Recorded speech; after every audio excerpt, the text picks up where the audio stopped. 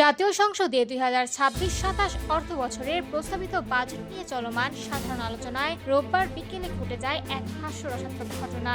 সময়সীমা অতিক্রম করায় সরকার দলীয় সংরক্ষিত আসনের সংসদ সদস্য নীলোফার চৌধুরী মনিকে বক্তব্য সংক্ষিপ্ত করার নির্দেশ দেন স্পিকার হাফিজউদ্দিন আহমেদ। অধিবেশনের এক পর্যায়ে স্পিকার তাকে উদ্দেশ্য করে বলেন, 2 মিনিটে শেষ করুন, বাকি কথা টক শোতে বলবেন। স্পিকারের এমন মন্তব্যে পুরো সংসদ কক্ষে মুহূর্তেই হাসির রোল পড়ে যায়। কিছু সময়ের জন্য তৈরি হয় হাস্যরসপূর্ণ পরিবেশ, যা বাজেট অধিবেশনের গম্ভীর আলোচনার মাঝেও ভিন্ন মাত্রা যোগ করে। এর আগে বক্তব্যের শুরুতেই নীলোফার চৌধুরী মনি বিরোধী দলের বাজেট সমালোচনার জবাব দেন। তিনি দাবি করেন, সম্প্রতি বিরোধী দলের একজন সংসদ সদস্য বলেছেন কওমি মাদ্রাসায় কোনো বরাদ্দ দেওয়া হয়নি, যা সঠিক নয়। তিনি বলেন, কওমি শব্দের অর্থ গোষ্ঠী। বাংলাদেশ জাতীয়তাবাদী দল কোনো নির্দিষ্ট গোষ্ঠী বা ব্যক্তির জন্য নয়, বরং সমগ্র বাংলাদেশের মানুষের জন্য কাজ করে। তিনি আরো বলেন, সংসদে তরুণ প্রতিনিধিরা থাকলেও তারা তরুণদের বাস্তব সমস্যার চেয়ে গণভোট সহ অন্যান্য রাজনৈতিক ইস্যু নিয়ে বেশি কথা বলছেন। একই সঙ্গে তিনি মুক্তিযুদ্ধ প্রসঙ্গ টেনে কিছু বক্তব্যের সমালোচনা করেন এবং বলেন,